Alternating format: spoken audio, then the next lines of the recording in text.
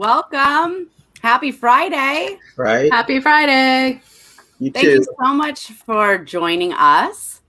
This is our 2021 spring live stream.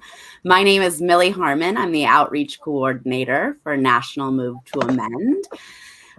If you're new to Move to Amend or a dedicated supporter, today is the perfect opportunity to learn more, get campaign updates, and hear how you can plug in and support this democracy movement. I'm joined today by the Move to Amend national team, as well as advocates and affiliate leaders from across the country to share stories of why we move to amend. We are also very thrilled to announce that on Thursday, a longtime donor has offered an additional $5,000 match if we can raise the funds by the end of the month. So now our fundraising drive will go to May 31st, and any donation that you make will be doubled up to $15,000. And if you make a donation during the live stream, you will be entered into a drawing for a Move to Amend t-shirt or water bottle. Really quick, if you are new, Move to Amend is a grassroots coalition who relies on the support of contributions of individuals in basically all forms, from congressional lobbying to funding, from collecting petition signatures to gaining endorsements. This work is able to happen because of hundreds of thousands of individuals believe, actively participate, and donate whenever they can. We are also proudly grassroots funded and do not rely on big foundation funding, and therefore we are able to preserve our political independence. To give you an idea, our average donation is just $40, so it really, really takes all of us. Also to note that this past year has been particularly challenging for, of course, most people, and everyone has really had to dig in. I want to, thank everyone. All of our staff at some point last year and into this year were donating their time and working as volunteers to make sure that despite a drop in funding related to the pandemic, this work could continue full speed ahead. So thank you, each and every one of you who make this work possible. And with that, I'm going to turn it over to Keon Bliss to tell us more about exactly what Move to Amend is. Thank you so much, Millie. Hi, everybody. I'm Keon Bliss, the Grassroots Director for the Move to Amend Coalition.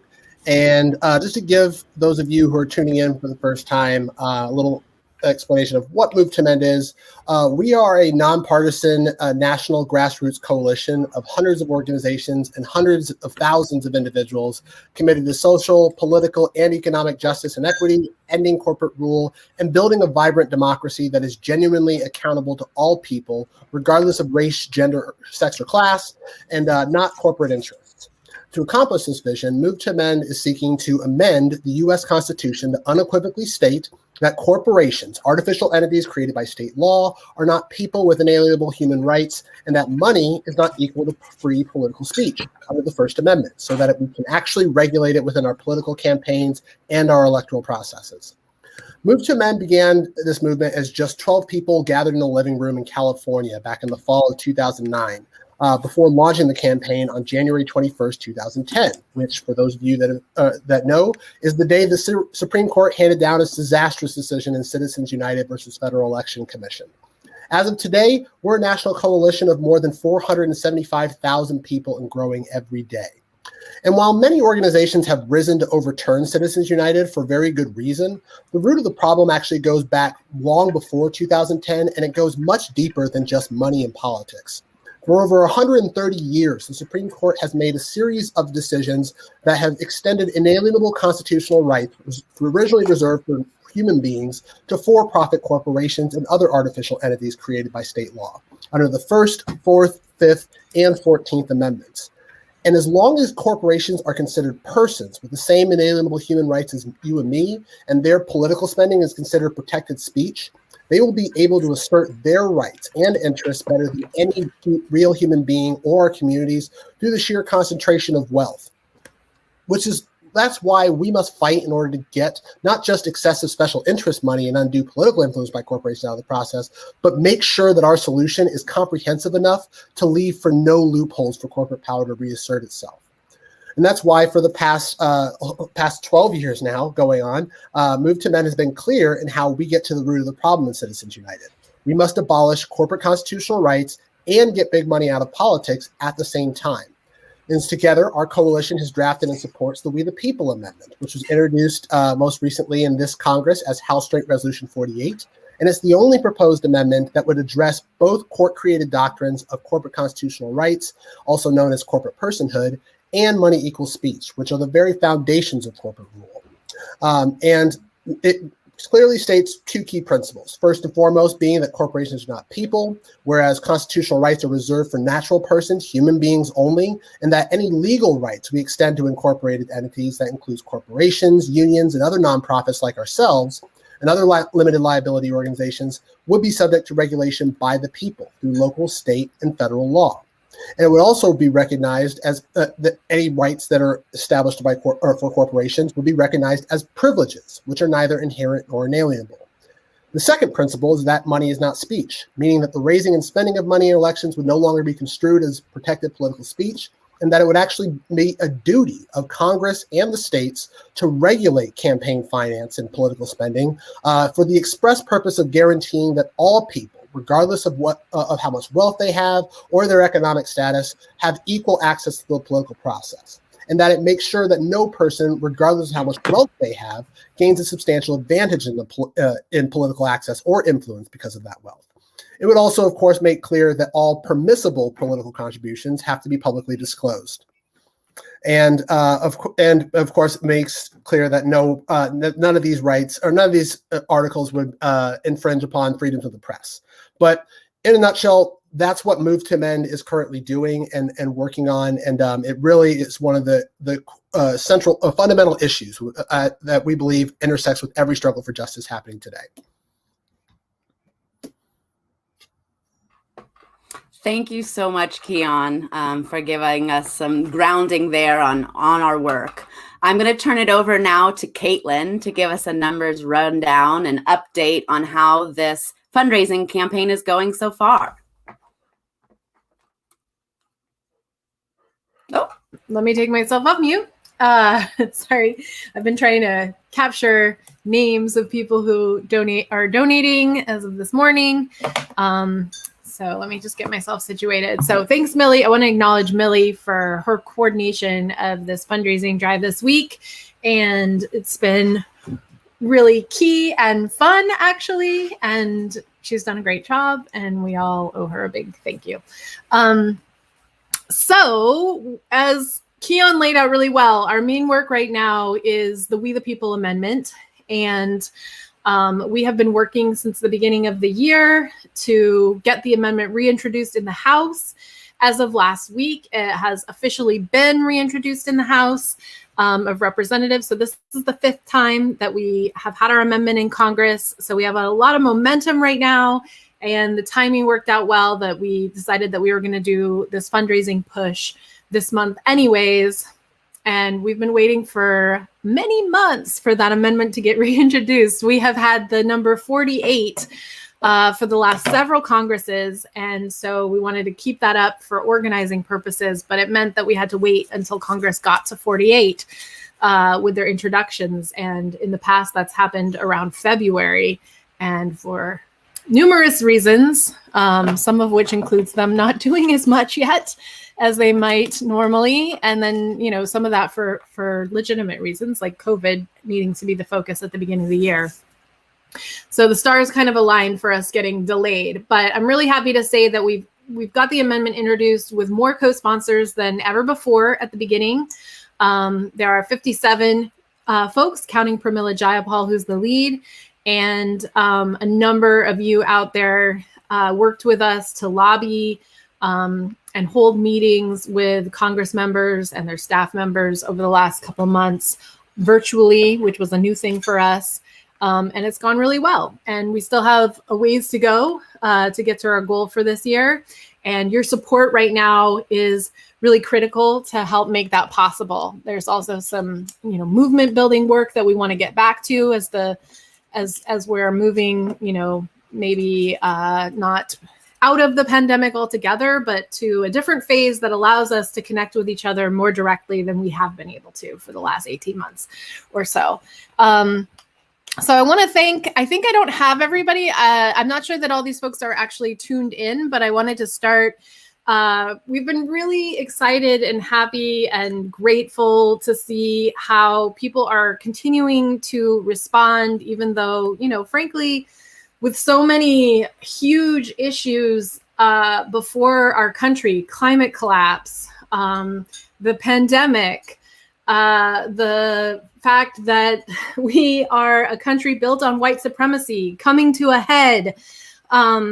There has been a lot to pull us into, and we just really appreciate that our Move to Amend supporters continue to understand how foundational this issue is, continue to support us in continuing to keep this flame alive for not just ending corporate personhood, but really shining a light on a key linchpin that holds up corporate power and makes democracy impossible. When we started this campaign, we talked about, and we continue to use the phrase legalized democracy, because really, in effect, where we are is that meaningful democracy, say over the decisions that affect our lives, is out of our hands and in the hands of private corporate CEOs, and then our government does their bidding.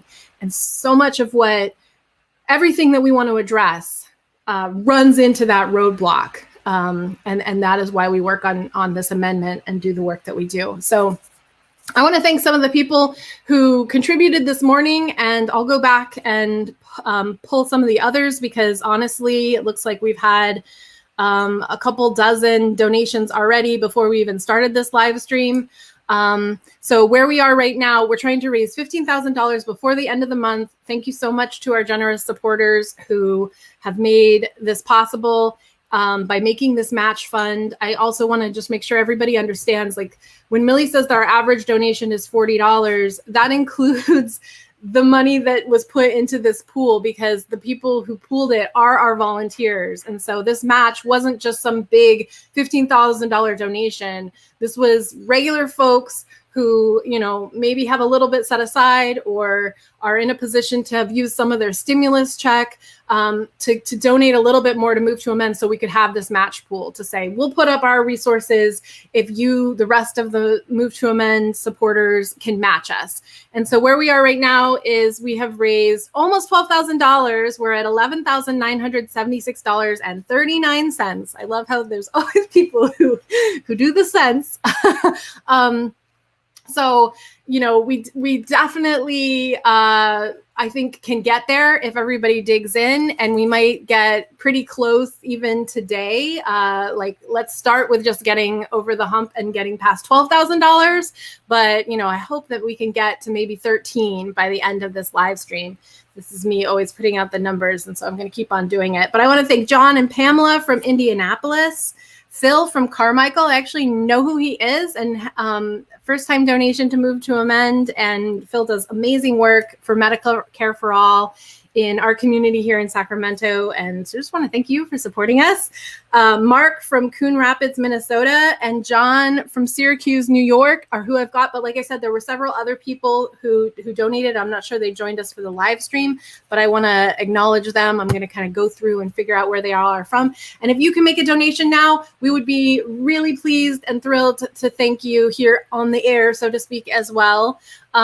It's really fun, and it really is an opportunity. Most of the time, you know, these donations happen and all you get is an email back. And then we do call you maybe a week or so later, because we try to extend that personal connection and be a different kind of national organization that, as much as we can, connects with our folks. But the reality is we have hundreds of thousands of supporters, and it's hard to make the community visible. And so I really love that we're doing this live stream, and we did one on Monday as well, to, you know, come together as we can and celebrate our work, and then also talk about where we're going to go from here. And so I think with that, I'll pass it back to you, Millie, but I will interject as needed to announce new donations coming in. So go to movetoamend.org/donation, please, to make your donation now.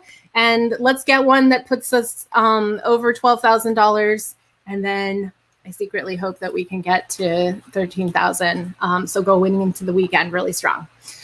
Woo! Almost 12,000. How exciting! And a couple of those names you mentioned are actually also plugged into our current campaign. So thank you again for those of you who are helping out in every direction. I want to turn it over to George Friday, who is actually one of those 12 people in a room that Keon spoke about. Thanks, Millie, and Caitlin, and Alfonso, Greg, Keon. It's great to see you. And thanks to y'all for joining us on the live stream and for your support. You wouldn't really be able to talk me into doing something like this on my own, but I miss y'all so much that just a chance to see your faces on the screen takes away any qualms I have about talking publicly or being on a broadcast or something. So yeah, I was one of those 12 people in the room, but I didn't know anything about Citizens United at the time. What I did know is through the relationships I have with people, including Caitlin and Greg Coleridge here, we knew we had a shared interest in dealing with the core issues that gave corporations more power over people. And I was, and when it comes to this issue, continue to be in something of a rage about it. In the early to mid 80s, can't remember exactly when, I was invited to some meeting at a law center in DC with like all these brilliant lawyers and PhDs and research types. And that's when I found out about a Supreme Court decision, y'all, called Buckley versus Vallejo. Y'all, in 1976, and I will try not to cuss, y'all know it's hard for me. Every time I think about these such and suches, I want to use the word. Several syllables, that word. 4 syllables. Okay. 1976, they established that money equals speech. And at the meeting, I remember one of the other people who was there was at this meeting, I believe, David Cobb, and he said, that means the more money you have, the more right you have to be heard. Rage, like in my head exploded, flames coming out of my ears. Because as someone who grew up without a lot of financial security and who lives in a situation with folks who struggle financially, the concept that you have more right to be heard than me because you have more money? Are you kidding me? Are you kidding me? So where did this come from? How did this get started? Keon let y'all know a little bit earlier, it's about the Constitution. So when I went into that meeting, I was like, we got to rewrite the Constitution, y'all. These are part of my thinking. But a little bit more strategy there. One of the smart people in the room, all of us are smart, brilliant people in the room, but one of them did know the upcoming court decision and talked about it, which on its face, Citizens United wasn't like, oh, and this is your pathway to change the Constitution. No, on its face, it was not. But it clearly made clear in ways that no one else had seen in your face, that in the rage I felt at that meeting in the 80s, that money equals speech. If we have more money as corporations, will take away all the power, take away all the democracy. So too bad for trying to create justice. And justice was my overall goal. And the best effective way to get justice for the most people was also part of my goal. And luckily, the goal of Move to Amend. I know that now, and of course, one of my priorities in that goal is addressing white supremacy. But, I don't know if we talked about white supremacy quite so much when Move to Amend was founded, but we certainly need to now. And we're at a point of time in history, y'all. It's a hard time in history. It's one that will not be forgotten, but the reality and devastating effects of white supremacy on our society, our culture, our systems, and our well-being cannot be denied. And one of the only ways to structurally address white supremacy is in the Constitution. So we're doing the work that has to be done so that humanity and the humanity of individual people living in this country is seen. And it's not about their gender, their class, their race, their how much education they have and how much money they have. It's about we, the people. Those are sacred words, and we need to keep them sacred. Oh, I didn't tell y'all. Okay, y'all know I'm George Friday. My pronouns are she and they. I'm in Gastonia, North Carolina.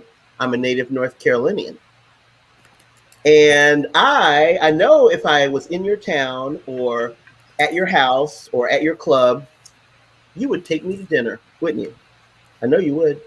And we'd have wine with dinner. So I am asking you right now, everyone on this live stream, or if you're watching it on a recording, or if you're seeing it on your phone, I want you to donate the cost of that dinner with wine. You know where you live. You know how much stuff costs. I want an appetizer. I want a nice entree, dessert, and a bottle of wine. Not just for myself, I'll share. But that much, please make that donation. I'm going to make my donation for dinner later on when I get off the live stream. Well, when I get to the point where I can find the thing and donate. I'll donate dinner. If I took Keon and Alfonso to dinner, I'm taking 2 people to dinner with 2 bottles of wine, if I can swing it. But, we might be going to like a, Chili's or kind of a cheap place. But I want y'all to take me, and we can't have entree, just appetizers, main course, 2 bottles of wine. That's going to be my donation. So that's me. Oh, let me give you a glimpse of my favorite moment. I'm going 1 minute over my time. I said 4 to 6 minutes. I'm at 5 minutes. Give it to us, George. We want good. We want to know your favorite moment in these 12 years of working with me. It's not wild. There are many fun moments of being with the leadership team. I'm on the leadership team, which would kind of be the board, and the team with staff. Many moments of being together in retreat. One of my favorite things, because we're doing strategic thinking. Y'all, we ain't no joke. We ain't playing. We have thought through what needs to happen, and we are following that plan, and you are doing your part. Thank you so much for doing your part, because we know we can't do it by ourselves, but we know it has to be done. So we've had 3 democracy conventions, and as y'all know, early on, we identified that addressing white supremacy is important because we have to build power. And we can't build power across race without addressing white supremacy. So at this second democracy convention in Madison, Wisconsin, in the afternoon, because it was after lunch, I was doing a workshop with David Cobb, and we were at the point in the workshop where people are in small groups. Now, y'all can look in the mirror right now if you're on the live stream and know that many of the people who support Move to Amend are my age or older, way past 40, and white. So people are in small groups, older white people. We're walking around, and y'all, I've never been in a room in my life where they were over 60 people, over 60 white people in small groups talking about dismantling racism. That for me was a watermark in my life. What year was it again? Because I think that is part of what makes that so significant, right? Because I think that could happen now and that wouldn't necessarily be that out of the ordinary. But this was back in 2013, I believe. Yeah. The second. And part of that is when I said that we're no joke, that we know what we're talking about. In 2013, we're saying we need to address white supremacy and build your skills as white people to build community and relationships, to build power with communities that are not white, so that we have the power to demand the changes we need to make sure Move to Amend succeeds. So thank y'all for listening to me for a little bit there. And thank you for taking me to dinner, making that donation. a full bottle of wine now, some good wine. All right. Thanks, George. Caitlin or Millie, whoever goes next. Yeah, I think I'm going to jump in and thank some people. And thank you for that reminder. And I am proud of us for doing that too. And I am also feel as committed to that as ever. And I know that we all do. Centralizing the fact that we're talking about, who is a person in this country. That's what our amendment is all about.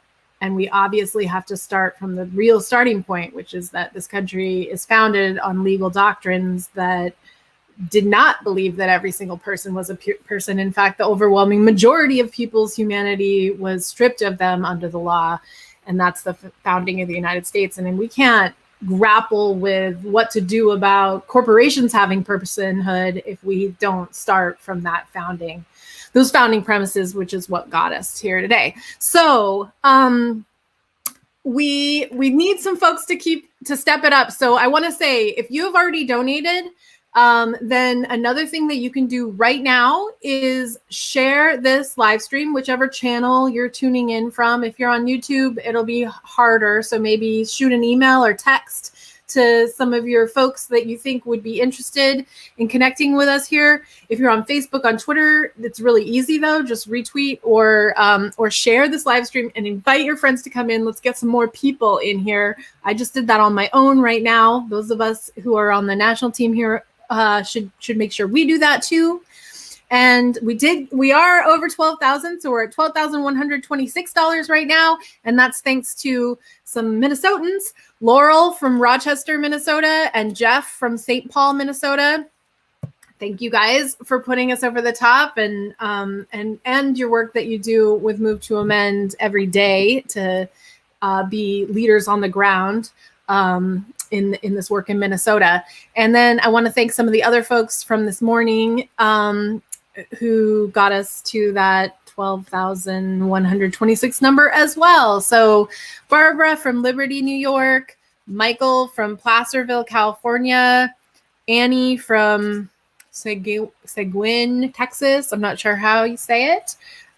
Joe and Karen from Missoula, Montana, Kathy from Salem, Massachusetts, Albert from Lancaster, Pennsylvania, Leslie from Gonzales, Florida, Teresa from Cleveland, Ohio, Pamela from Seaside, Oregon, and Susan from Olympia, Washington. So that's everybody who's given today out of all of the announcements I've made. And we really need your donation too. Whatever amount you can give is appreciated and great.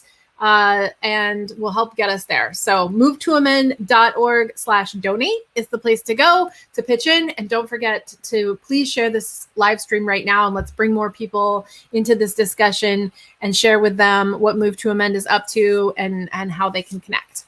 I'm going to pass it back to you, Millie.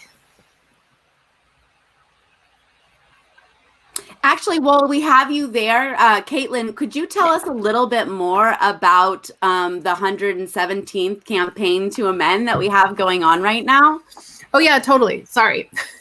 I'm not looking at the agenda. I got too many screens open trying to keep track of these donations. Yeah, so I said at the, earlier when I was speaking, and for folks just tuning in, the amendment has been reintroduced in Congress as of last week. And so we are working our goal is to get 100 co-sponsors this year. We ended last Congress with 75. We are currently at 57. The discrepancy there is that every single time there's a new Congress, the amendment needs to be reintroduced and brought back. And every single person who was signed on before needs to recommit. And sometimes that means having a whole conversation with them again. Maybe their staff have changed, or maybe they're just being sticklers. So there are 68 people who were in the previous Congress out of that 75 who are still in. So we have, about 10 that we need to reach still. And then obviously we have another 40-ish that we need to identify and bring on. And there are some new members in Congress that are good targets for that.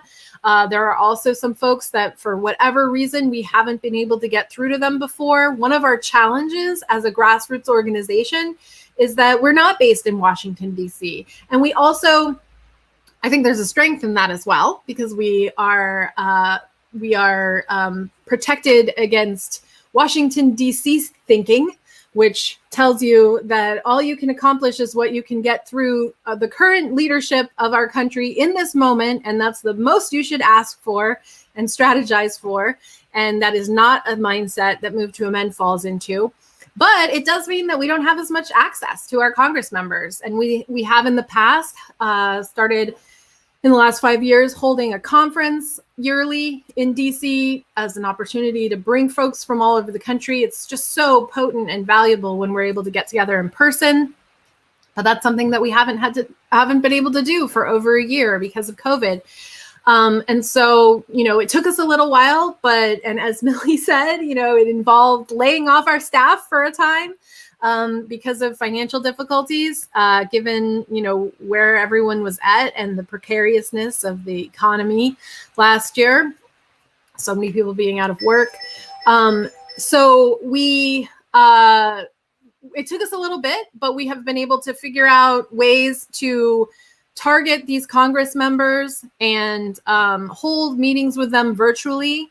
And that has allowed for more people to plug in than we had before. Not everybody can travel to Washington, D.C. And so the number of people that we would have on those lobby days in person was much smaller than we are at Move to Amend. And now we can actually do that with a lot more ease and a lot more flexibility and access for more folks. And so if you go to movetoamend.org/117 campaign, you can see kind of the details of what we're working on right now as it relates to the amendment, which includes our targets. There are about 140 Congress members who we have identified as key targets that we think are likely to come on board and support Move to Amend, either because they live in a district where we have passed ballot initiative and we have given them a mandate to support the amendment, and for whatever reason they haven't come through yet, or they have pledged to amend. They have said when they ran for office that they would support Move to Amend, but they haven't followed through on that pledge.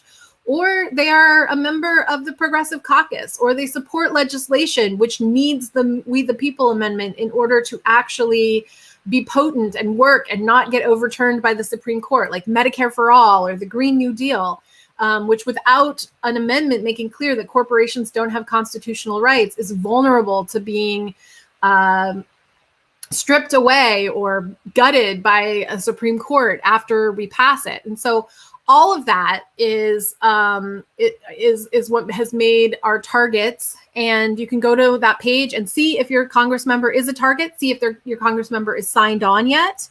And if not, then we can work with you to target them anyways. Just last week, we had somebody sign on who was not on our target list, but they still came on to be a co-sponsor. So that's definitely don't want to make you think that the only people that we're reaching out to are the people who are on our target list, but those are our top priority. And if they're on that list and they haven't signed on yet, and you live in that district, then you're really important and a critical piece, and we need your help to get them.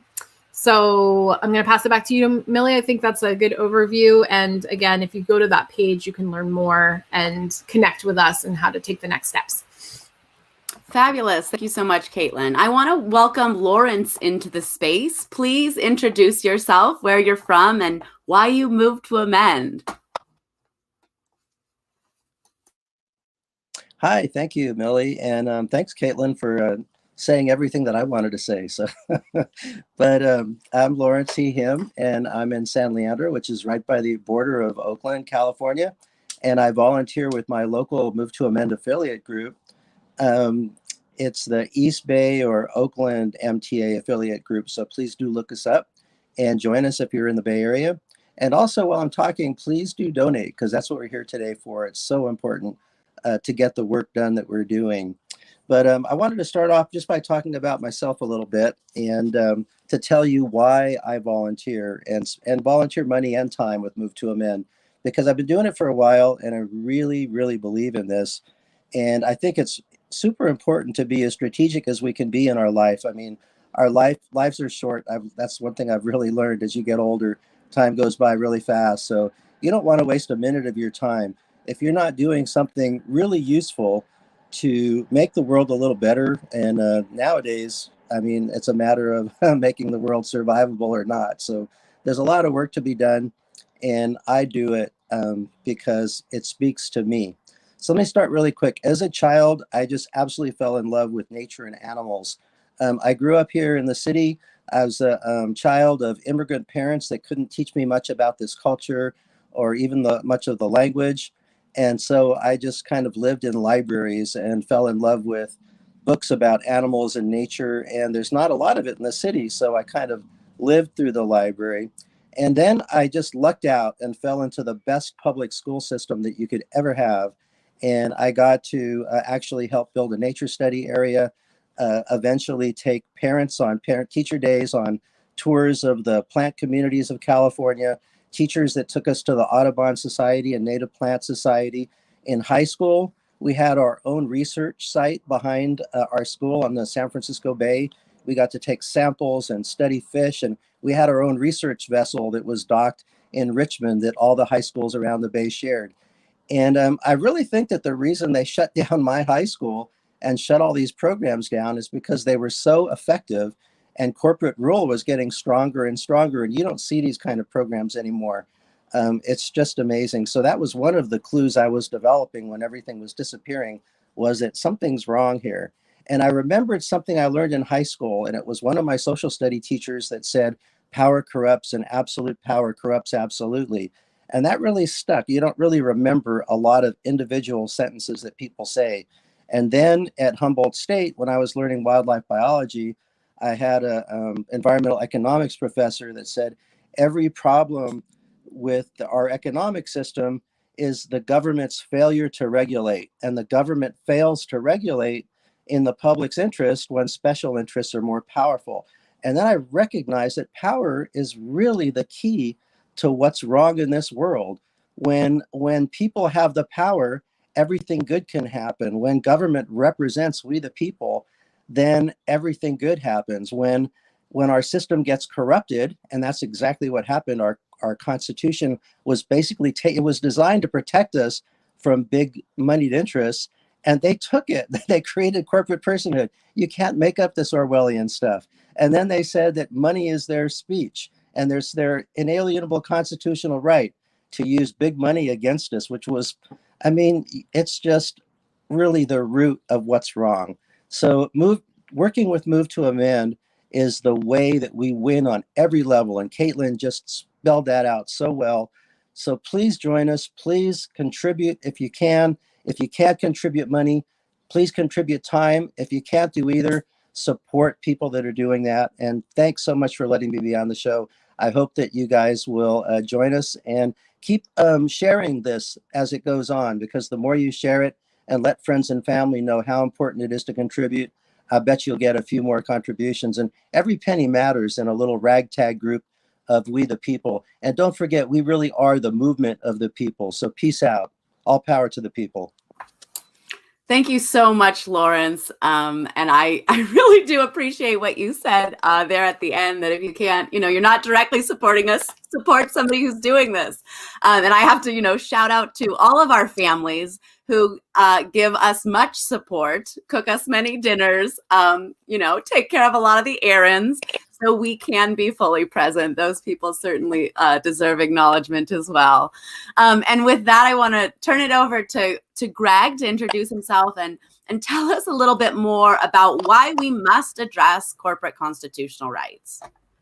Well, thanks, Millie. Thanks to all of you on the screen and watching in. It's so good to be connected to this group of people, as I'm sure you know, in these days when it's just been so difficult to just fully feel like where we are and what makes sense. It's just all the more important, even though it's had to be, virtually, to be together with other people and to try to do good work. So kudos to everyone who's been part of this effort, both with Move to Amend directly and indirectly.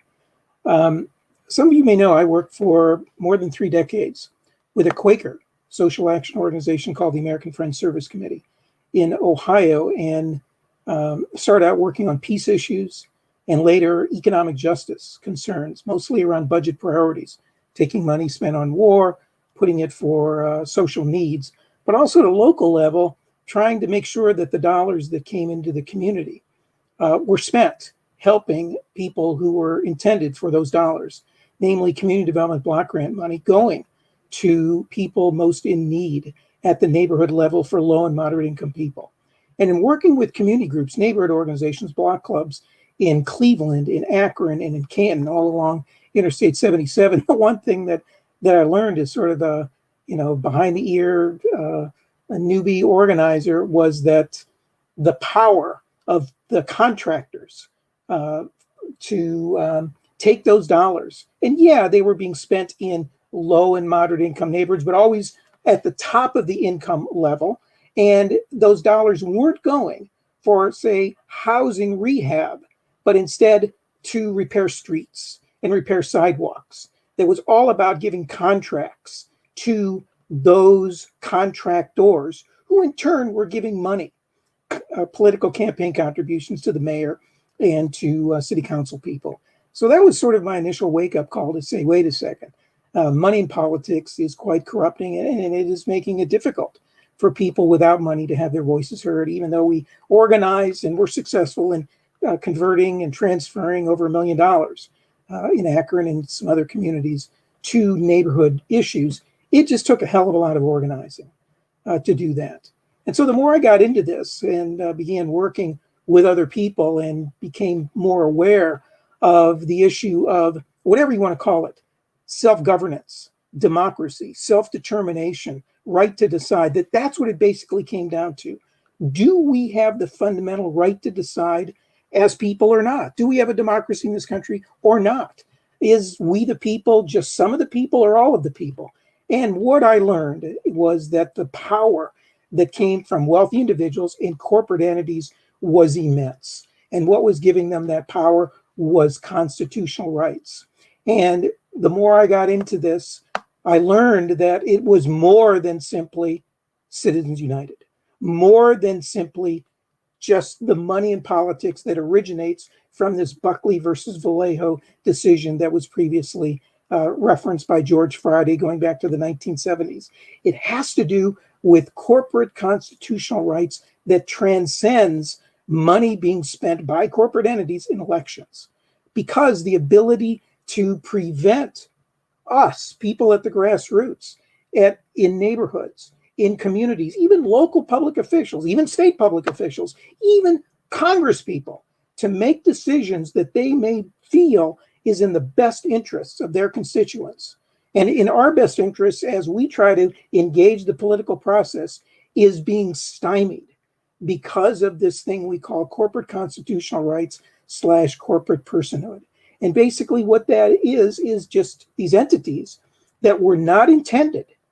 The Constitution doesn't mention corporate entities in any way, doesn't mention corporations, but they won these by hijacking the Bill of Rights, the 14th Amendment, and other parts of the Constitution.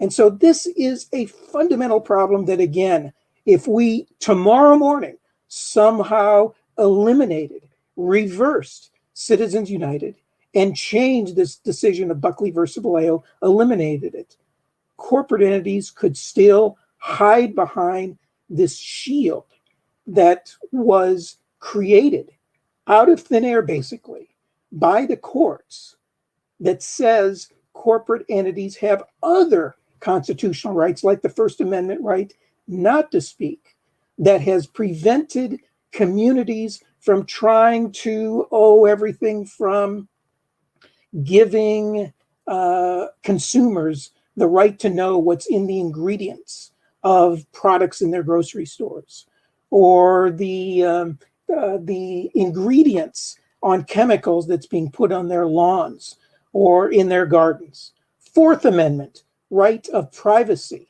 that has prevented communities and regulations from preventing agencies, public agencies, to, I don't know, say, protect workers in workplaces from dangerous conditions or from the environment, from whatever's being produced in factories, from maybe escaping, from leaking. Fifth Amendment rights that have prevented homeowners from preventing companies from, say, drilling underneath their homes that might result in those homes sort of imploding.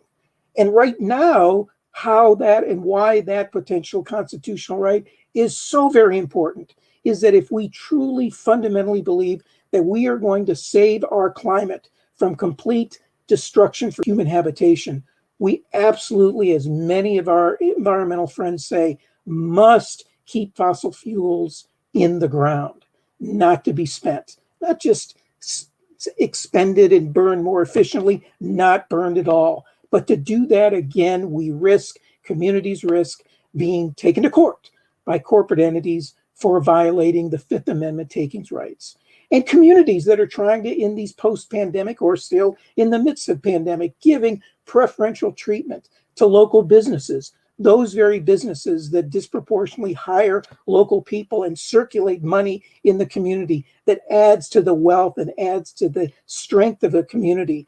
By communities giving preferential treatment to local businesses over chain stores, sorry, you can't do that because of the 14th Amendment.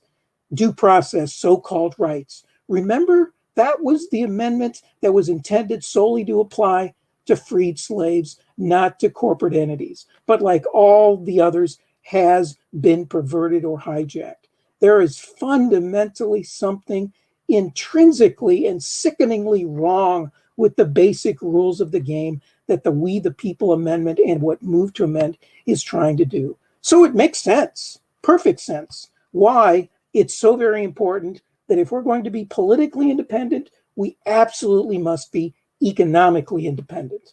And the only way we can be economically dependent and free from corporate donations, contributions, or hooks or strings from big foundations, corporations, government, the super rich and political parties is to depend on people like you.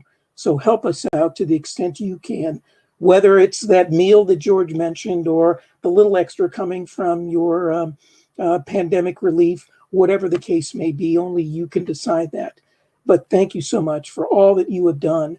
And what we believe is so very important is that this amendment is proportionate, is equivalent to the scale and to the size of the fundamental problems we're facing.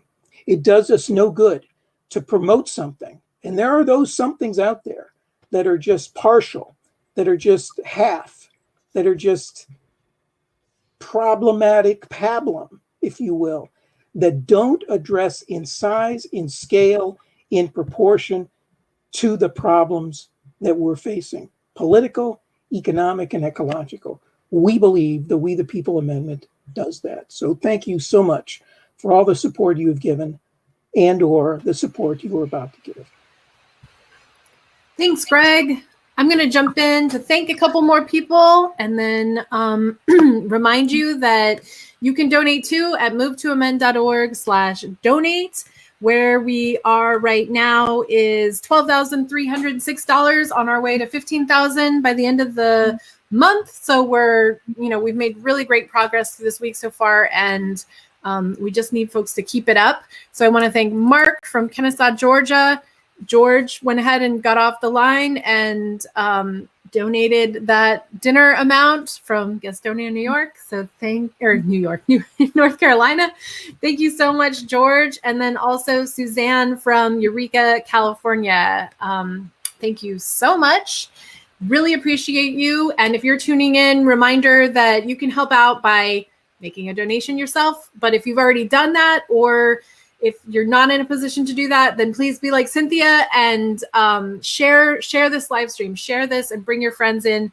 Let's include them in this conversation and let them know what Move to Amend does and how they can connect and why this should be something that's on their radar. I'm going to pass it back to you, Millie. And I see we've got some of our good friends here who weren't here before. I'm looking forward to hearing from them. Hey, so I want to welcome Eleanor Goldfield to the space. You get a much needed break from talk to hear some of her poetry. Please introduce yourself. Thank you for being here. Thanks so much for having me. I'm still going to talk, so you don't really get a break from talk, but it'll be poetic at least. So So yeah, I love y'all. You've moved to amend was one of my first endeavors. I think right like during Occupy, which seems like it was yesterday, which makes me sound old in my head. But I know several of you and love the work that y'all do. It's so important, and I'm honored to hang out with y'all. Hope to hang out with you in person sometime soon. But so I'm going to do a couple of short pieces. One's a bit more whimsical, and one I wrote last summer during the uprisings, and felt like a good parallel to the work that we're doing and the work of building new worlds. So this is called Trimming Trees. Trimming trees is like toppling statues and empires. It'll go slow at first. You don't see a lot of movement. Ropes and saws get stuck. You tangle, lose balance. Frustration swells. Take a deep breath. Stretch your arms. Cheating gravity is heavy work. What you don't see is the breaking apart of matter, the restructuring of space, the negation of a creed buried deep. So you dig in again. Teeth grind wood, metal, concrete, the smell of fresh cut change. And you can feel the earth holding you, leaves like applause. Then quickly, all at once, the dead branch topples. A space, a fertile ground, where justice and dreams may grow.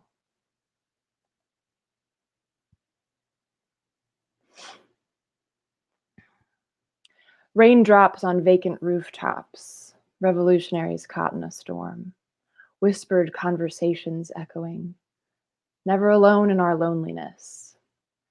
Remembered stories and forgotten quotes, feelings felt that linger nameless, but hit you in the sternum like shooting stars. Night skies filtered through light pollution, smog that dances dreams that smell like smoke screens, mirrors that show us who we might have been or be. A wrong turn down the right road, a left signal veers us from a dead end. Round we are and back again. Forward march in time's long arc, bending as it does to us. Hands made clean by dirt and earth, made dirty by our need to work. Labors of love left simmering. Synapse closed till further note. A night watch guard box sentinel sold.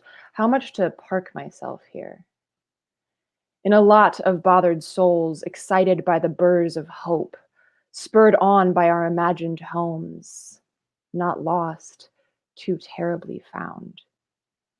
Foundations creak in ready destinies, all empires fall. And where do we lie? The truth is what we build tonight. In gale force winds we hoist a kite, discomfort like our best torn jeans, pulled on with rebel ease. Will I see you in those unnamed places, wave to you in blackout spaces, kiss you without touching faces, honored to be low, high off a deep dive. Let's roll.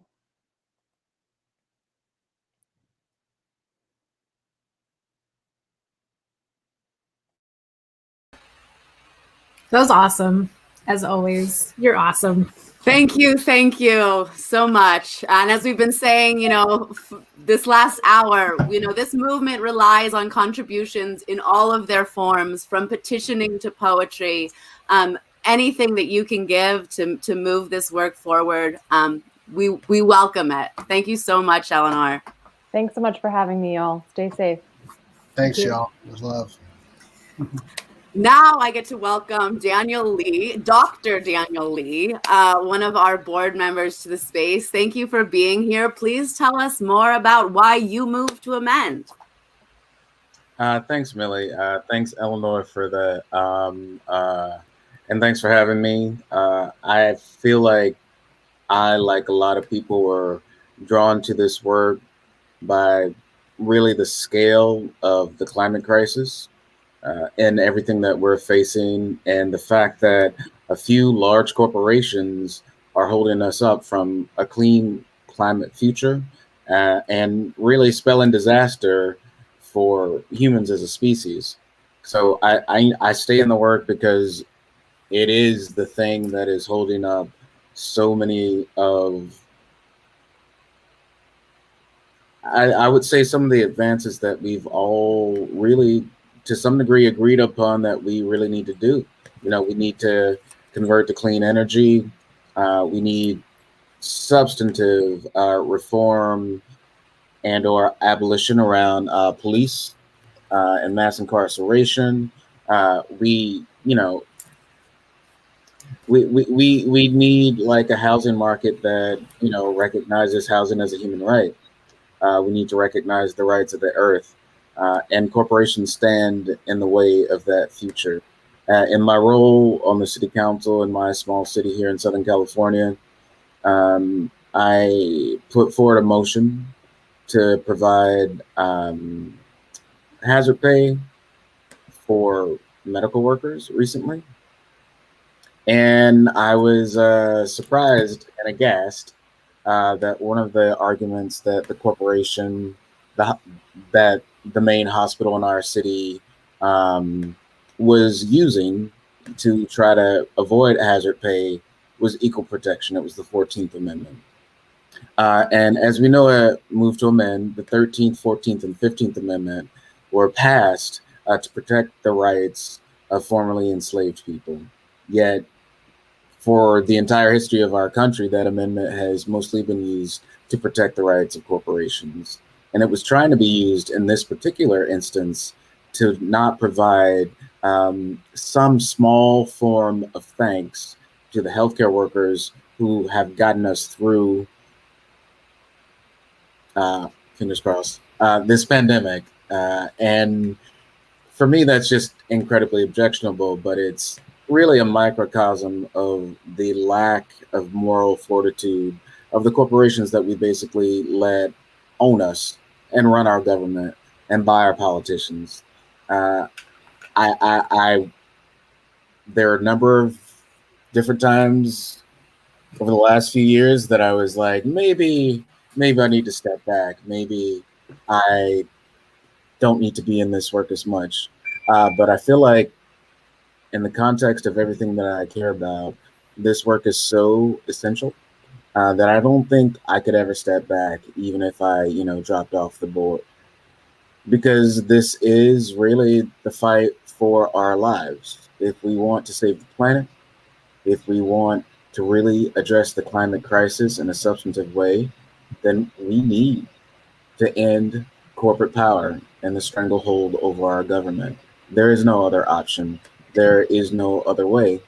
And I am, you know, happy to be here with my comrades, even though it's virtual, because we know this is the work that has to be done, and we know that we're the people to do it. And I am, you know, really just encouraged every time I have the opportunity to be in concert and in conversation with everyone here, though it is better in person. So do what you can, please. Donate to Move to Amend, become a sustainer monthly, and, you know, give us the funds that we need to really keep this work going for as long as we need to, because we haven't reached our goal. And we need to reach our goal in order for us as a species to continue to exist. I don't like saying it that way because it's like, that's too big, but then that's like so true. So better to just name it and own it.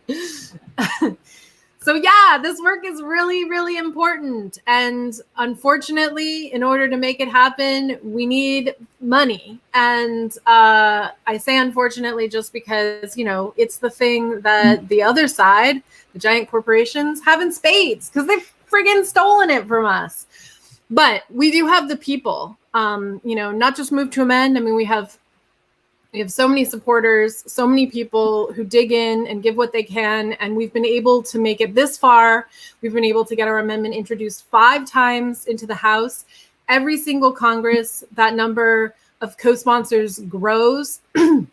Frankly, not because Congress is really moving to become more progressive, but because we make them understand that this issue is critical and that they need to support it in order to continue to get support from us. And so we need your contributions now. Things are going a little bit slower than they were on Monday. So I just want to say that. And we're at $12,356. I want to thank Alan from Davis, California, for contributing. And I really want us to get to 13,000. We need to go into the weekend strong. I know that people are going to have, family plans and things like that, and not necessarily be looking at emails. And we want to reach that goal. Remember that every contribution that you give right now through the end of the month, up to $15,000, will be matched by our generous volunteer donors. These folks are all volunteers and also donors who made this pool. And then our longtime supporter who has been with us all along, who pitched in an extra $15,000 when we made the $10,000 goal so that we could keep it going. So your donation will be maximized if you make it right now. And we'll also get to thank you. And we haven't said this, but we will be doing, we haven't said it very much, but we will be doing a raffle. I'll be drawing a name from the folks who gave during this live stream, and we'll give away a t-shirt or a water bottle, your choice, to 2 folks who contribute during the live stream. So if you need a little gift to sweeten the pot, then there you have it. We have one for you. So you get thanked, you get potential to get a present back from us, and then you get really what's most important, helping to save humanity so that we can continue to be a species that's worth sticking around. I mean,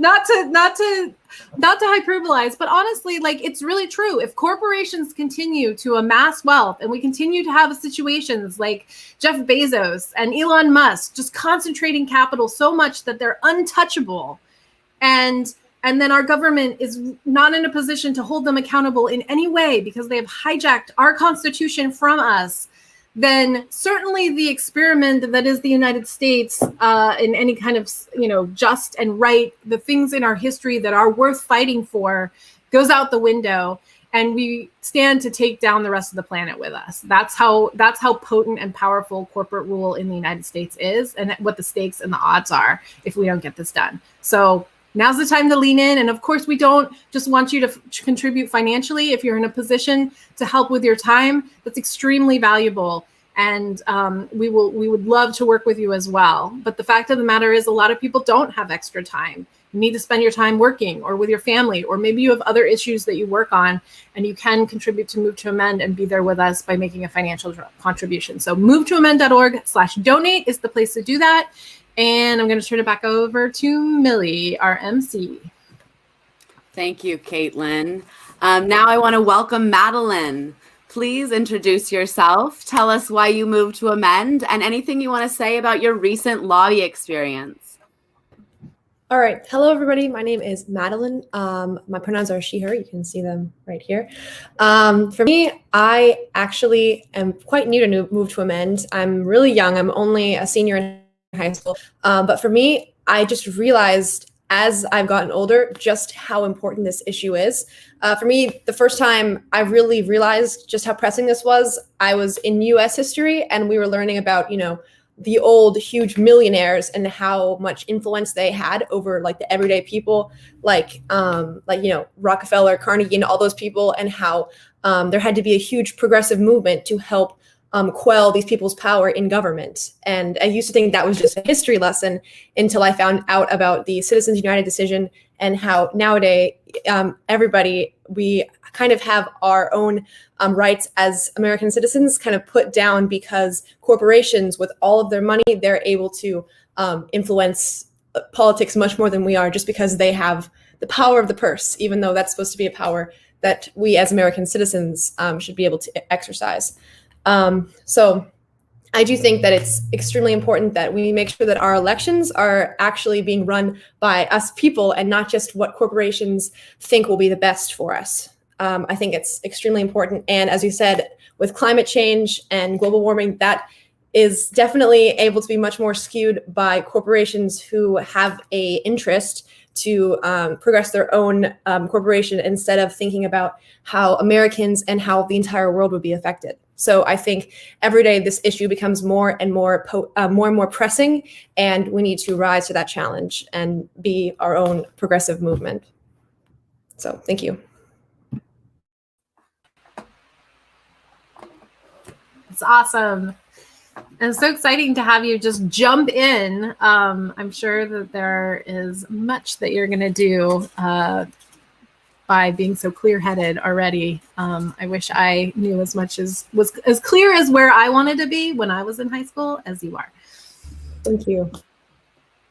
I want to thank Heather from Buffalo, New York, who has pitched in to help Move to Amend since before there was Move to Amend. Our graphic designer and artist friend who just made a donation as well. Thank you so much for your support, Heather. Who's next, Millie? Well, I'd love to turn it over to Jenny Spanos, who also has some tales to tell around, lobbying in particularly very conservative places. Oh, you're muted, Jenny. Hi, can you hear me now? Yep. Greetings, everyone. I'm Jenny Spanos, National Fellow to Move to Amend Coalition. I identify with the pronouns she, her. It's an honor to be here, and thank you so much for organizing, Lily. It's a great way to illustrate how grassroots we truly are, that we are truly on this journey with real people. My prompt is lobbying in 2021 and organizing in a conservative area. And of course, lobbying can be daunting under normal circumstances, especially in a conservative area where some congressional members who think that using white supremacist groups like the Proud Boys as security is a good idea. And as Caitlin explained, this year during the pandemic is providing a lot of unique challenges, but also opportunities. And all of the lobbying this year has been done via Zoom, enabling folks to come together, allowing them to be in more than one place at the same time. And I've joined constituents meetings with teachers plugging in from their classrooms, students like Madeline attending lobby meetings in between her exams, and she was the lead in her district. And one of the first, as a matter of fact, that got the legislator to sit down with us. So, I agree with Caitlin, you're a powerhouse and I really appreciate you. And again, some of these meetings folks have been on their jobs, on vacation, isolating in their homes. I can say that whether a rep is conservative or progressive, they are more responsive to sitting down with constituents. So, this is what we need from you is, take a lead in your area to get in front of your Congress member. And that said, some legislators are tone deaf because they're so entrenched in the system that's beholden to the corporate power structure that only a sustained, escalated campaign is going to move them forward or move them out of office, which needs to happen. There is one lobby meeting with a newcomer in Congress in North Carolina that stands out in my mind as the ideal.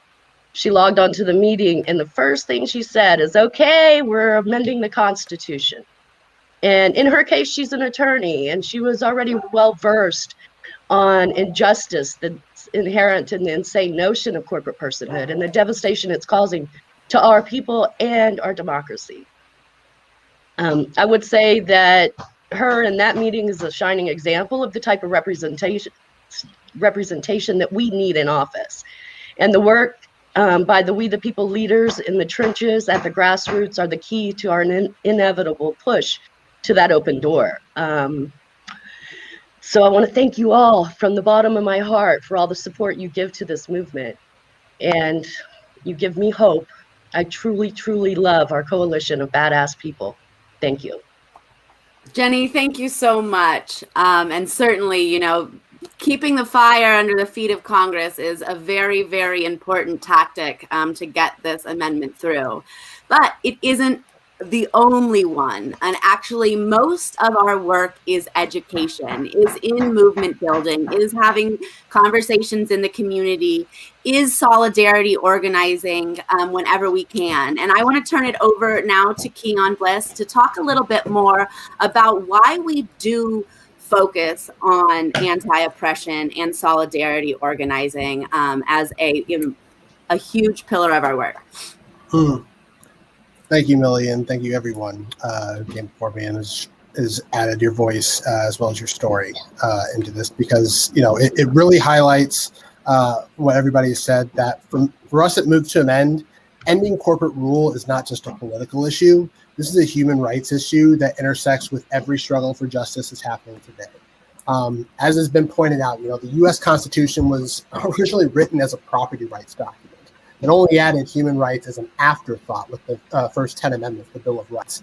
But even after it was ratified, the only persons that were considered worthy of constitutional protection were wealthy white male landowners over the age of 21, which at the time of the revolutionary period was less than 10% of the early population. In fact, it was even less than 6%.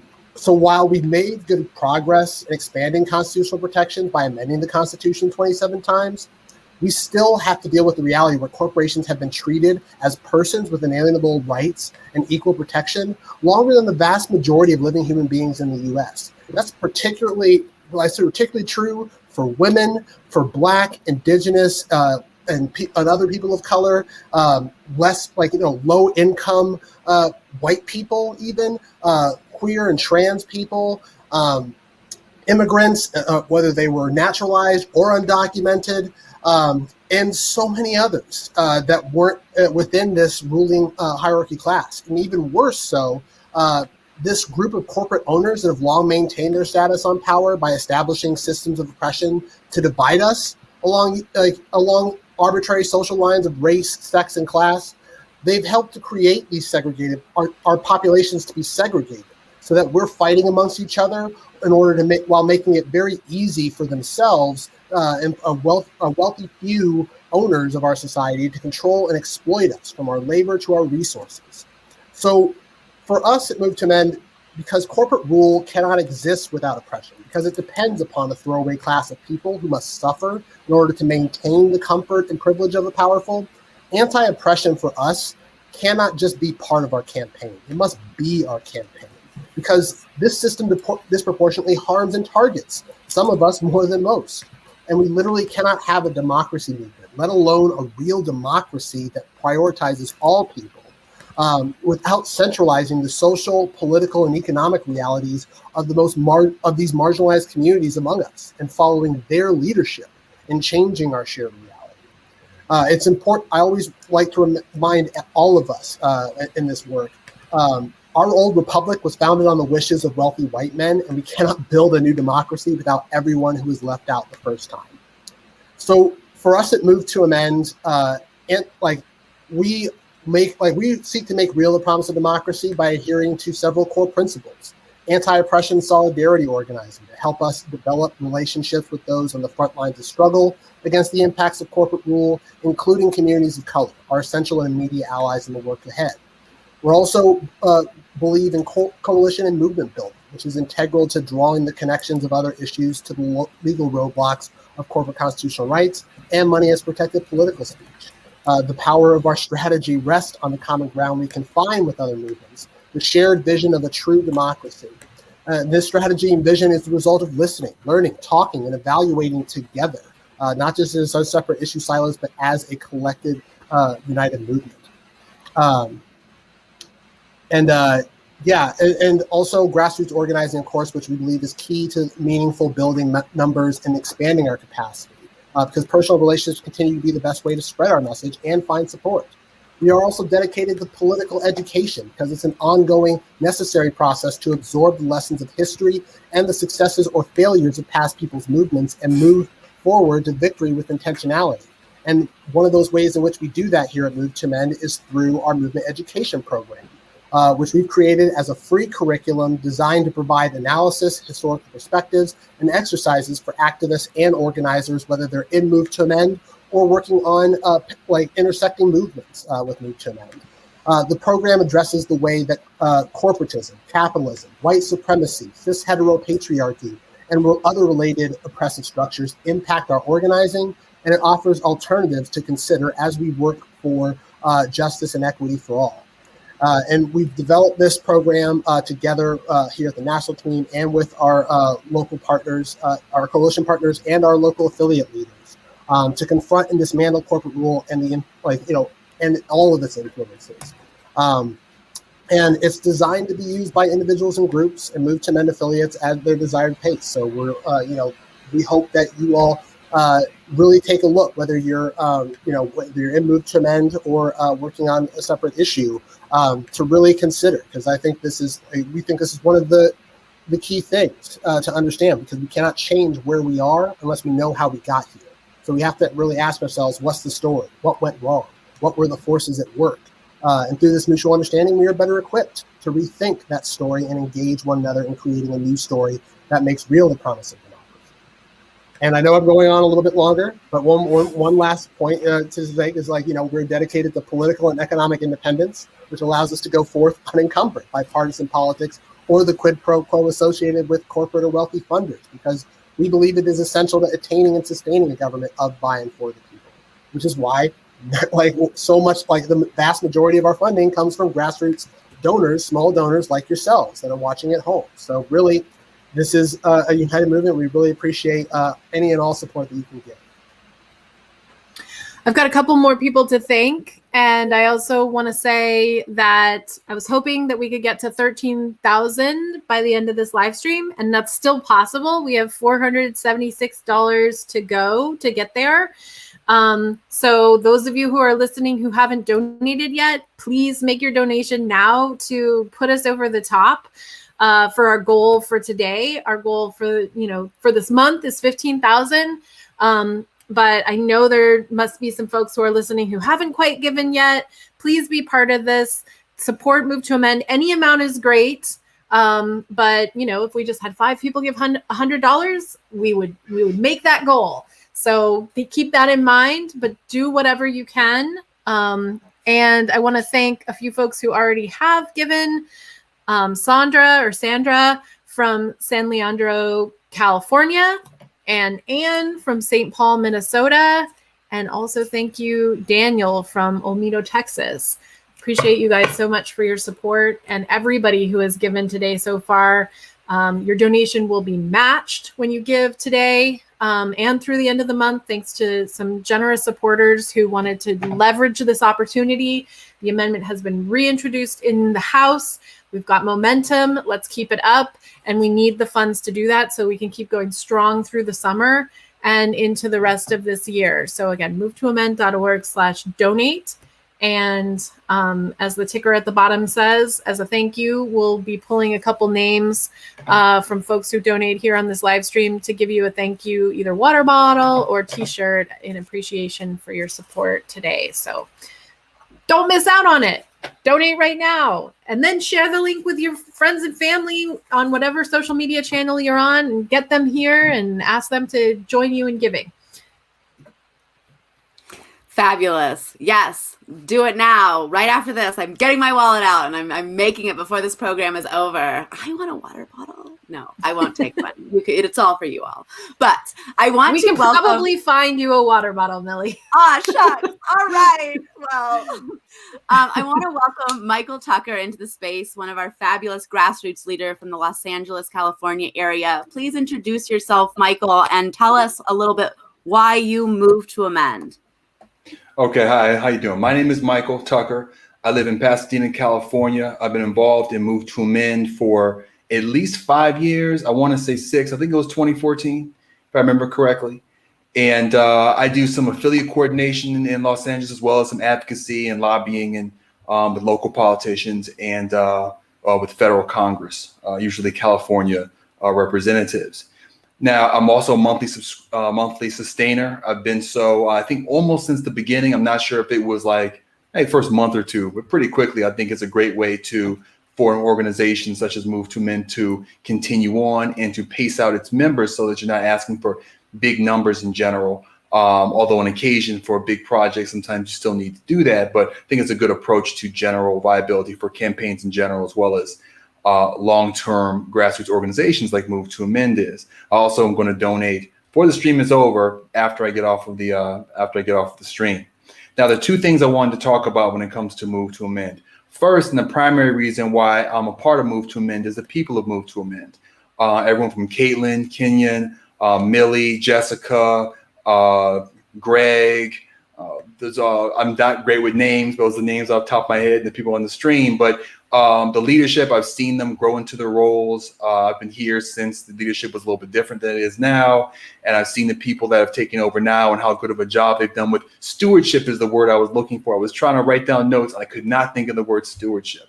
But stewardship was the word I was looking for this important organization. And so I think that's a critical part of any organization, of the people involved in it. No matter what the cause is, if it's not run well, it's not going to do much good. And the other thing I wanted to talk about is the importance of Move to Amend. So, most of the people that are likely to be watching the stream or likely donators are probably relative news junkies and keep involved with what happens every single day or every single week when it comes to the news. And I think that, it's easy to get caught up in what's happening every moment, every day. The federal budget, the protests might be happening now, voting rights, a lot of very important things that are happening in the moment. But just as important, and as what we've seen, being of my age, I've seen a lot of what's happened in the past when it comes to politics. And you have to have organizations that are thinking more long-term, that are philosophically pointing in the direction that you want society to go in.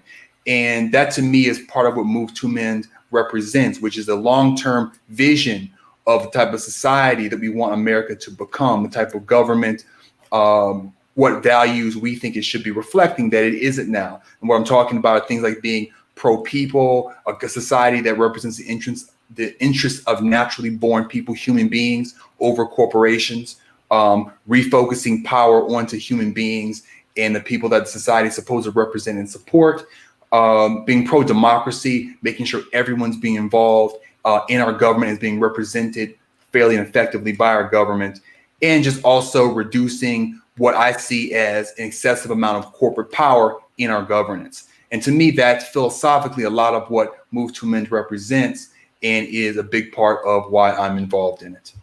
So that's about all I've got. Thank you so much for joining us, Michael, and for all the work that you've been doing for so many years, on the federal level and then locally in LA. You're welcome. I'm excited where we've moved up a little bit. I want to hand it back over to Caitlin to see if we have drummed out any more donations. Also to say, don't forget, if you do during the hour, then you get the extra bonus prize of a water bottle or a t-shirt. If we pull your name, great conversation starters to, get more people on board. So, go with that, Caitlin. Yeah, I'm pulling for that t-shirt. Right on. Well, forgive me 1 second here. I'm just gonna hit donate now myself. So I want to put my money where my mouth is and make my own contribution. Like Michael, I also give monthly. I give $28 a month for the 28th Amendment. I want to invite you to think about doing that too. But we're in a push right now, and I remember when we used to. I used to have a radio show on my local community radio station. In Northern California when I used to live there, and the pledge drive, I would go in and help as a programmer, and then I would always inevitably give because I would be like rallying myself. So I think that's normal for those of us who are pitching in, but we can't do it alone. We already donate every month. We already put in hours. Some of us are still not actually taking full pay for the work that we're doing as staff, because we want to make sure that, the resources are stretched as far as we possibly can. So we can't do it alone. We need your help. We need you to pitch in. Thank you so much to everybody who already has. I want to thank Bill and Stephanie from Cordes Lakes, Arizona. I hope I said your town right. Appreciate your support.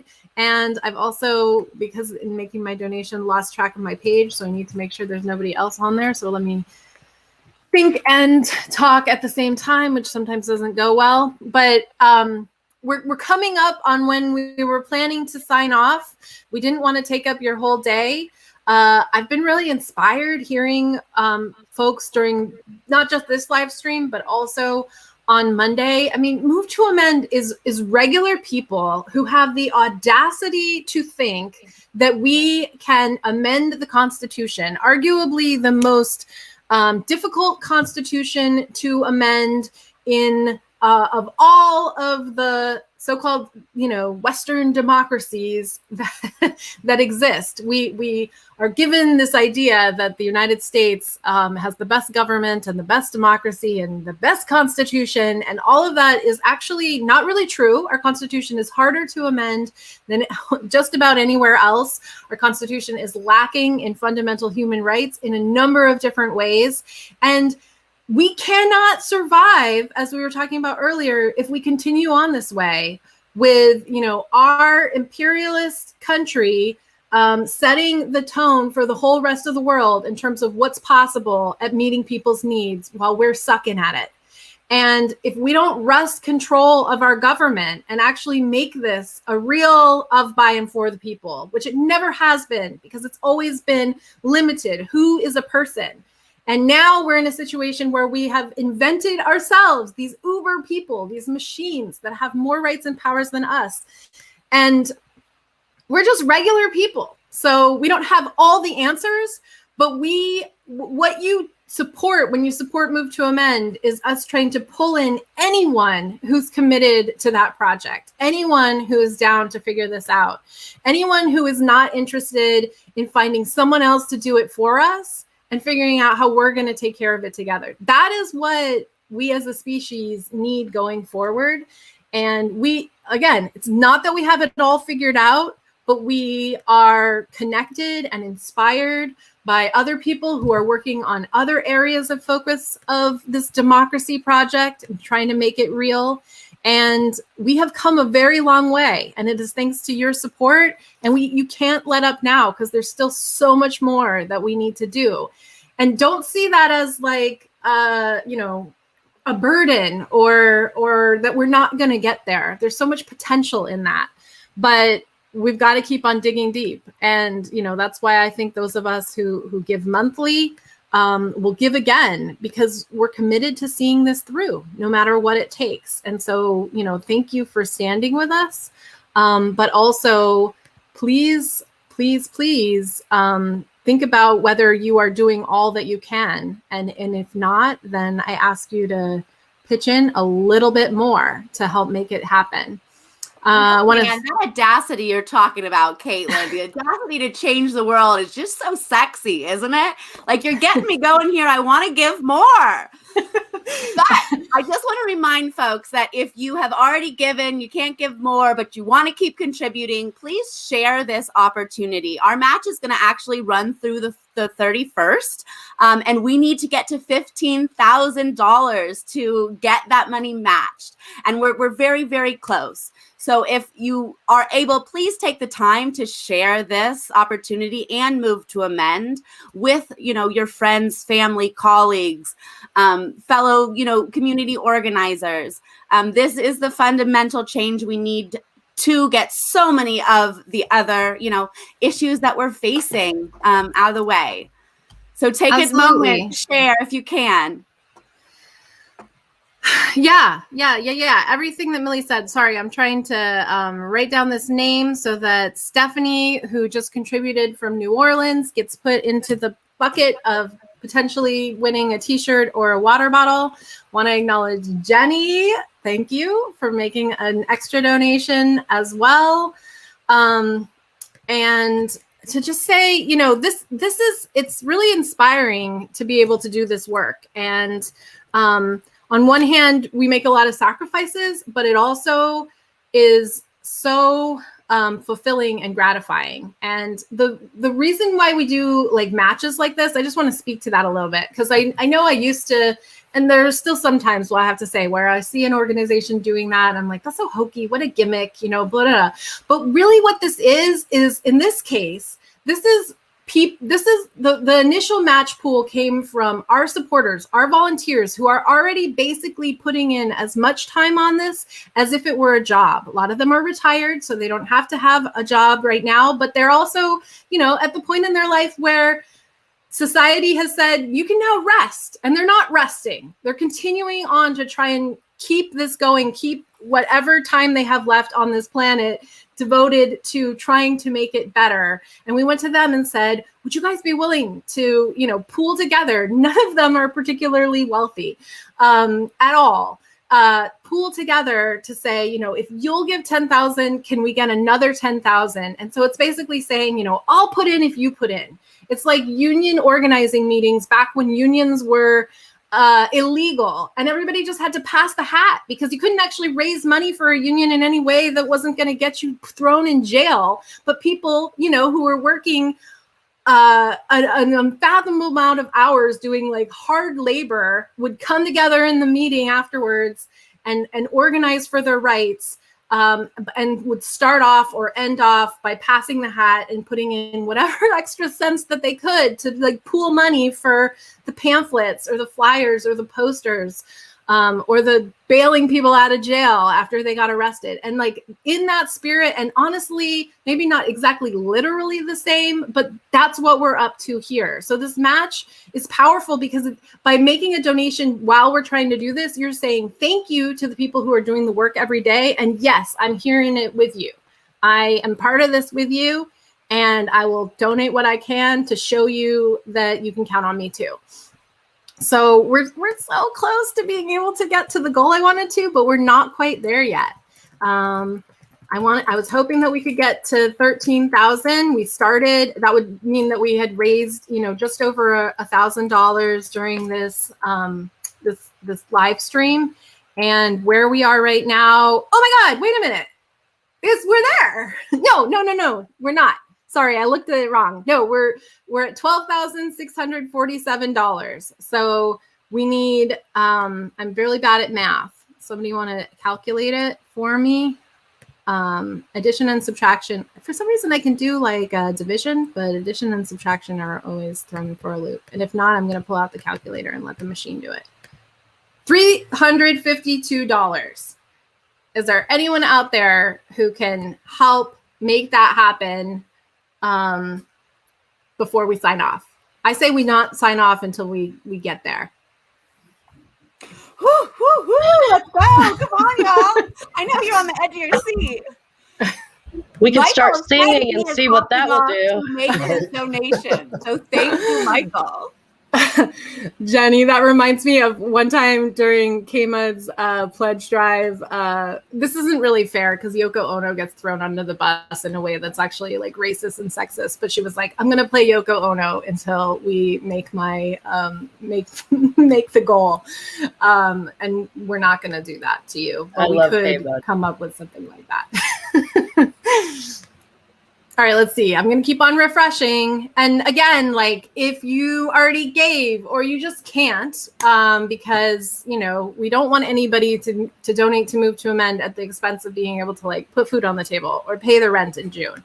So if that's where you're at, that's fair. So please share this. Please, think about maybe your friends won't be able to contribute right this second because they might not see it, but can you send a text or a personal message to make a pitch to them? Don't just share the link, but explain why you think Move to Amend is so important, why you're actually tuning in with us here, willing to take your Friday afternoon and listen to what we're saying. So obviously you think this is important, and share it with a friend and ask them to join you in pitching in. We're so close. And let me tell you, as somebody who has had many hats within this organization, as an intern, as an affiliate leader, as a staff member, I know we do a lot for a very, very tiny amount.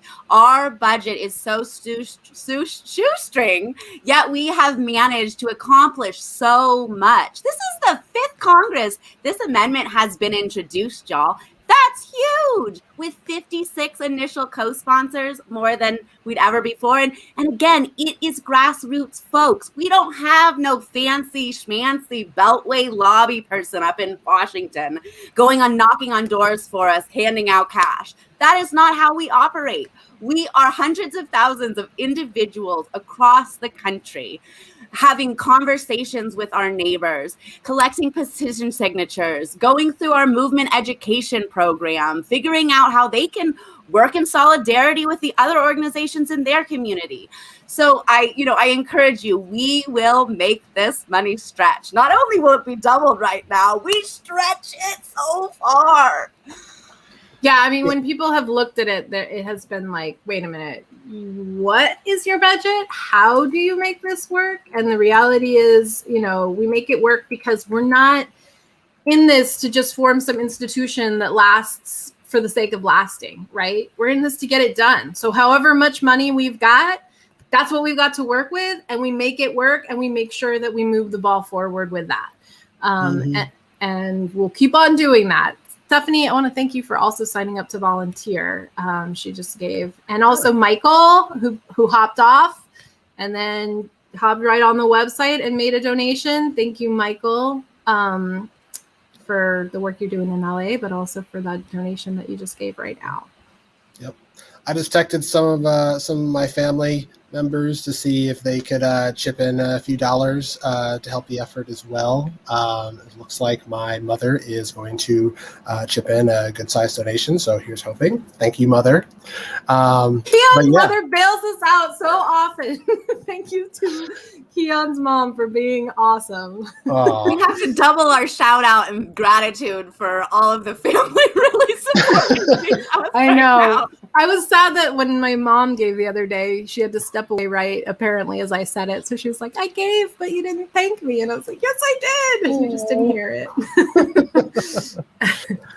Yeah, I mean, this really is. I mean, I can't emphasize enough what everybody else has said. Like, this is really a genuine grassroots effort to put this together. I mean, like, the only other competing proposal that's out there, like when we introduced, we introduced with 56 co-sponsors. They only introduced with 58 co-sponsors.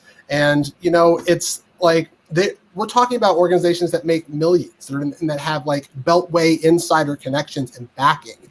And we are completely grassroots raised. Like, we are citizen lobbyists. Like, we have people at home from rural communities in Ohio to to giant cities in the Bay Area, in San Jose, that are calling their representatives, writing their newspapers, organizing and meeting with other local groups and organizations to really build the support. And we have gotten so far on this grassroots effort. Over 700 communities have passed local resolutions by margins of over 60 and even 70, as high as 70 and 80%. And that is in liberal and conservative communities alike, where we've been on the ballot over 300 times and won every single time.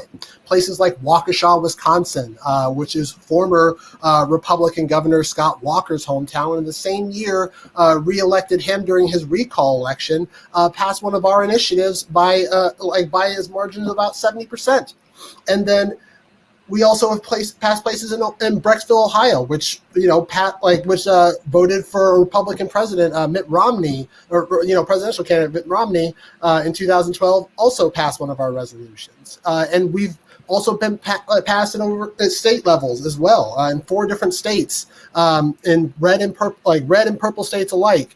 Places like Colorado and Montana. In Montana, in particular, passed one of a statewide ballot initiative supporting our language for this amendment by a margin of 75 to 25%.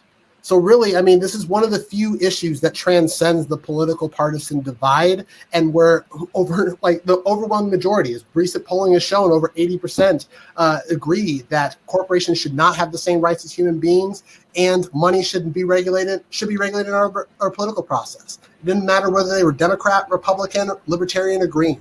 We all agreed that we the people should be the sovereign masters of our own self-governments, and we should be the ones to calling our shots in our communities, not corporate power. So you're in good company when you support Move to Amend, and you are backing a winning idea, but also a team of people ranging from our national team, our staff, and all of our amazing, awesome volunteers who are committed to seeing through to the end, whatever that looks like and however that has to go down. And so what we need is for you to stand with us and your support. And we just need $288 to get to the goal. Not the final goal, but at least the goal so that we can jump off of your screen. Yes. And I want to, we're leaning in really hard here because we have this fabulous match opportunity. But I, as many years with Move to Amend, we are not an organization who constantly fundraises. This is we have split this up usually just to the end of the year. And we're now experimenting with this spring fundraising drive to sort of alleviate some of that pressure. But this is not, some organizations out there like End Citizens United, some of these other groups, it's just email after email after email asking for money and really money to support itself, to continue to function, not to actually make meaningful change. And so that's not something that happens here at Move to Amend. When we choose to fundraise, we get down to it, we get that work done, and then we continue to do the rest of the work. That's passing this amendment. So, please, consider a donation now. We're not going to be hounding you for the rest of the 12 months of the year.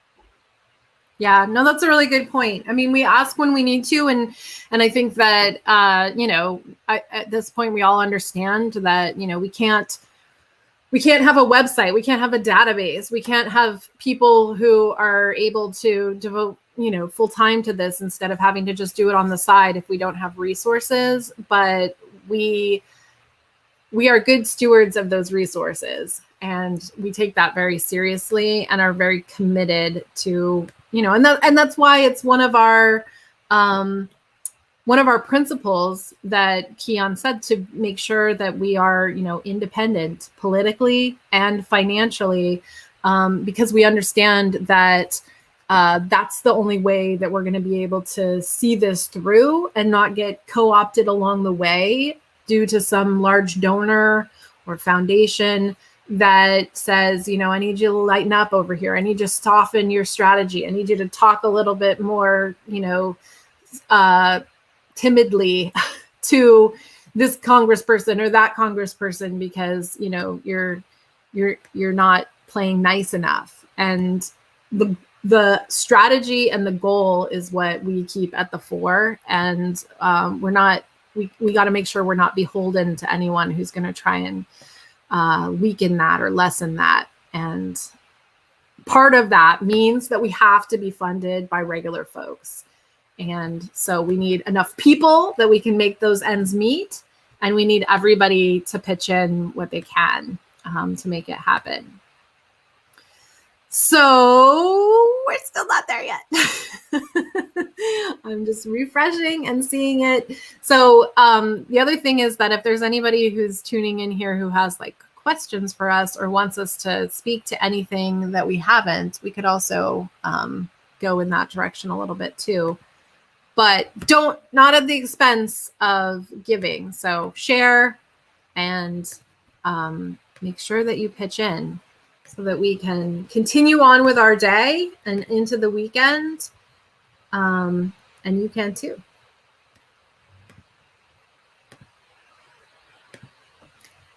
One of the things that I've learned about fundraising is that you have to, kind of make the pitch and then be quiet and let people do it. But it doesn't really work over a live stream if people can just click away when you're being quiet. So that's not going to happen here.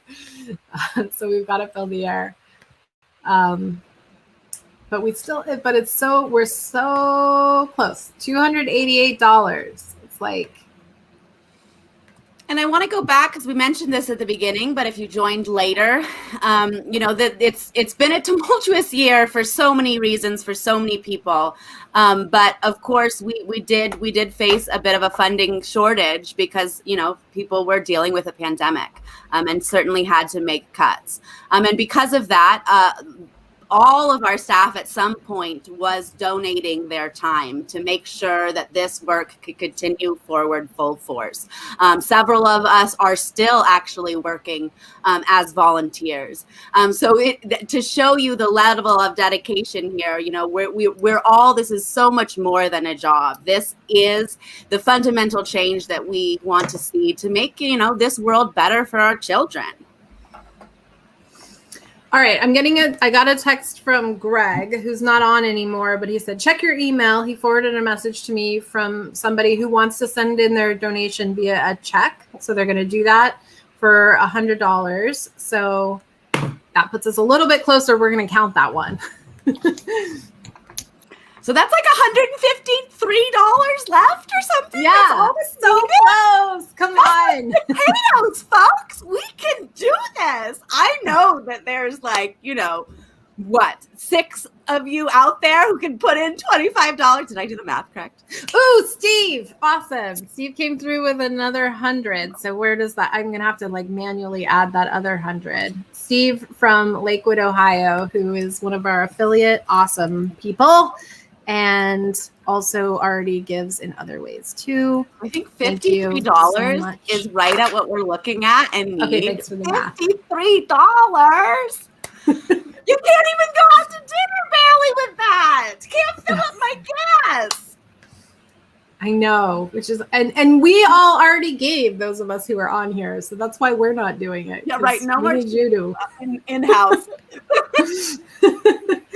But we're so close.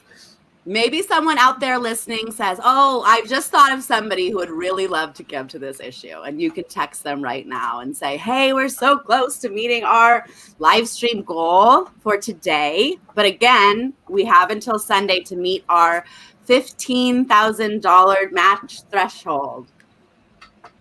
Monday, actually. We said we'd give Monday, a long the weekend, the whole 31st. month.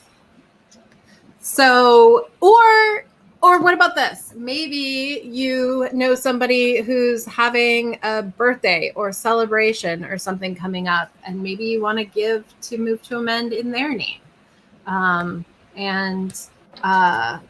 If you tell us that that's how you want to do it, if you send a message to follow up, we'll send them a card, and you can, you know, tell them yourself as well in whatever way you would want to explain why you thought of them in this moment, but we can also, you know, honor their birthday and the spirit from which you're making that donation. I just want to, all right, Alfonso, we're not quite there yet with that donation. Thank you, Alfonso, but I really don't want it to just come from people on the screen. Also, let's take a moment to thank Alfonso, who has been producing this whole program you've seen today, and, you know, does head up all of our technical social media endeavors.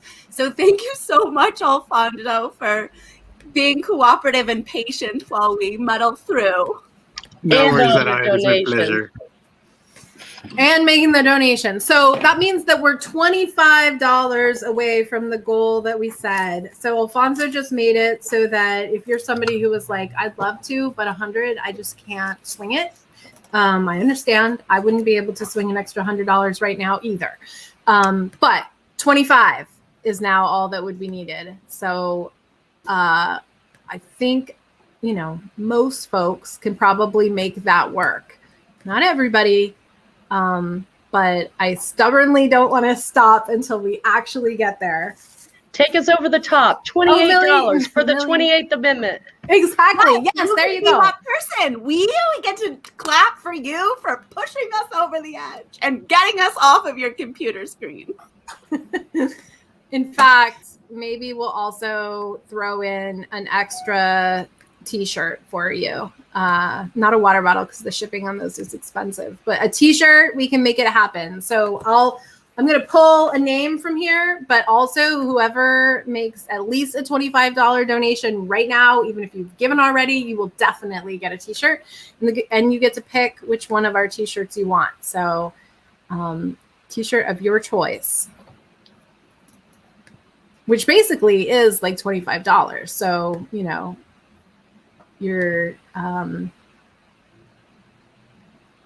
and keep on hitting refresh. So it totally makes it easy. All right. Ah! My computer's lagging. Still not there yet. No, we have a really great selection of t-shirts though, actually, with several different logo choices. One of which I'm going to show you. It's not a t-shirt, but it is the logo, which is my favorite as well, is this Free the People thing that you've seen. We also have stickers, but what a great conversation starter for when we start mingling with people again. So you can be the last person and win this t-shirt. Keon, you don't count. I mean, you do, but not. Keon just made a donation too, but you don't. We're not going to count that as putting us over. I had also said that it has to come from somebody else. So at this point, we all have $28. You're a champ, Keon. I do it because I believe it. And, you know, it's one of the few issues that intersects with every struggle for justice that I care about, particularly with my own involvement within the racial justice movement. And I just see, like, if we're going to get any serious change or progress, including opening the door for a deeper conversation of what a participatory democracy that puts people and the planet first looks like, we need to get the We the People amendment passed. It's not the end-all be-all amendment, but it is the critical first step towards getting any serious change, no matter what we're looking at, whether it's demanding, like getting true accountability over police, to actually getting healthcare as a human right and single-payer healthcare. Like, there is a major corporate industry or large-scale corporate power, including public safety unions and such, that are standing in the way of any kind of serious change. Because at the end of the day, we're still a society that's struggling to prioritize people and well-being first over property and profit. And that's, as long as that continues to maintain, we can't have a genuine democracy that puts people first. So I'm in it to win it. No matter where I'm at, I'm still going to advocate for this amendment to get passed, and I'm going to do whatever I can and use whatever resources I can to help us along this, because this is a critical part of our strategy, my strategy in particular. Awesome. Well, I'm relieved and grateful to say that our folks did it. So thanks to Lawrence and Paul and Linda and Jeff.